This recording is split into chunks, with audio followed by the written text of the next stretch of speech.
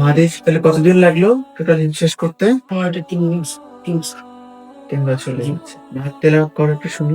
أعوذ بالله من الشيطان الرجيم بسم الله الرحمن الرحيم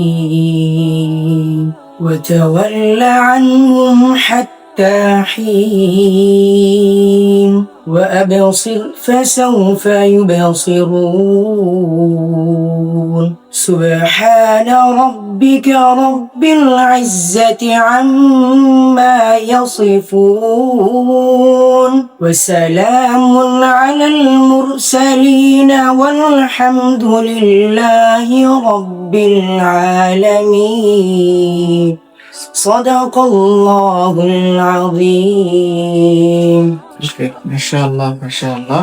so আমরা আমাদের ছোট্ট মাহাদি দাঁড়াও। মাহাদি হাসান আমাদের 21তম হাফেজ।